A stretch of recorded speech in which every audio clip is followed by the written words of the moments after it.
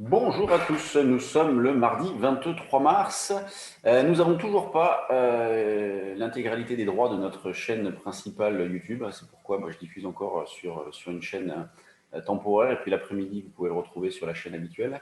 Espérons que la semaine prochaine, on puisse diffuser sur celle-ci avec éventuellement le live, fin de semaine prochaine, le live du vendredi. Donc, je vous tiendrai au courant. Ce matin, les marchés reviennent un petit peu en arrière. On est à 5930 points, repli de 0,5%. Et à l'instant, sur BFM, on me demandait si ce repli-là était problématique. La réponse, bien évidemment, c'est non. C'est non, puisque nous l'attendions, ce retracement, et notamment après l'échéance. C'est ce que je vous disais la semaine dernière.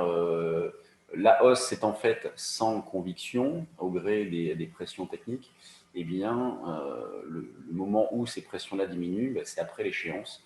Et donc, on a un marché qui a enfin pu retracer. Donc, que faire dans cette situation-là? Continuer de travailler principalement à l'achat. Donc moi, je l'ai fait, comme je vous l'ai indiqué hier. J'ai acheté sur 5970-75 le matin. Bon, on ne peut pas dire que j'ai eu raison. Le marché est allé chercher directement plus bas à l'ouverture 9h. Mais on a eu le rebond pour sortir, notamment dans cette zone de 70-75. Donc je suis sorti à 73 précisément. Donc c'est là où il faut pas s'énerver, il faut supporter les écarts, il faut avoir les idées claires sur la gestion de la position. Qu'est-ce que je fais s'il n'y a pas de pullback, où se situe le niveau de retournement. D'ailleurs, on les a remontés ce matin, les niveaux de retournement, ce qui permet ensuite de recommencer, notamment vers 5955, pour accumuler de petits écarts. Parce que, en définitive, on a eu le gap à la baisse le matin, enfin, on a eu une ouverture à la baisse le matin, un mouvement violent, donc des ajustements de position des 9 heures, et puis une reprise derrière, puisque ce mouvement-là, au final, était un petit peu excessif, et puis derrière une reprise et plus rien. Ce matin, on ouvre dans le bas de la zone, donc on est en situation actuellement de double appui avec hier. Oui, il n'y a pas forcément de quoi se précipiter non plus, ça dépend un peu de la position globale. Mais il faut, je pense, réfléchir plutôt à monter des stratégies pour jouer des rebonds, et notamment avec les options, dans la mesure où la volatilité n'a pas beaucoup augmenté, malgré le repli actuel, elle n'a pas beaucoup augmenté. Donc, ça ne coûte pas très cher et ça peut servir. Donc, moi, c'est ce que je vais chercher à faire. Je ne vais pas presser à la minute non plus. De toute façon, là, les options, c'est fermé.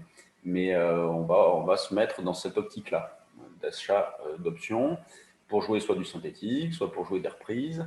Il n'y a pas de conviction, on le voit bien, il n'y a pas de conviction dans la phase de hausse, il n'y a pas de conviction dans la phase de baisse. Ce qu'il faut retenir, c'est pour l'instant, baisse pas méchante, et des contre-pieds, nous en aurons d'autres. Donc, puisqu'on a un marché drivé par des pressions techniques, nous aurons d'autres contre-pieds. Donc, il faut être prudent. On peut retracer, par exemple, jusqu'à 5850 sans trop de problème. Après, on verra si on commence à casser cette zone autour des 5008, on changerait un petit peu de phase. Mais pour l'instant, tant qu'on est au-dessus, pas de soucis.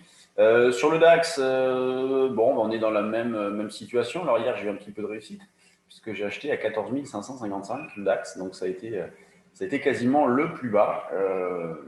Et puis derrière, j'ai revendu à 675. Vous voyez, c'est un bel écart. Vente que j'ai déjà racheté cette nuit à 620. Bon, et replacé sur 675,85, je ne sais plus exactement où, 675,85 à la vente. Donc on continue de tricoter comme ça en travaillant à l'achat. On peut essayer aussi 555 en double appui. C'est nous la proposition que nous avons faite ce matin sur le trade du jour. L'eurodoll, pendant ce temps-là, continue de dériver. Il n'y a pas de vol, il n'y a pas de directionnel. Enfin, un directionnel, il y a un biais baissier, mais c'est pas méchant non plus. Et on cherche à vendre sur des rebonds, et pour ce début de séance, vers un 19,45. Sur les actions, c'est toujours un petit peu particulier. Alors hier, il y a des valeurs qui ont bien boosté. Je pense notamment à Valneva. Nous, on est actuellement sur Quantum qui redémarre. On est également sur du Blockchain Group qui redémarre. Il y a des valeurs comme Novacid qu'on avait déclenchées qui sont violemment revenues en arrière. On a pu alléger, faire le job, mais on voit qu'il y a de la méfiance, que les relais sont laborieux. On a les chiffres de Trigano, donc qui sont très bons, et Euronext qui a lancé un CAC 40 ESG, donc lié à l'environnement.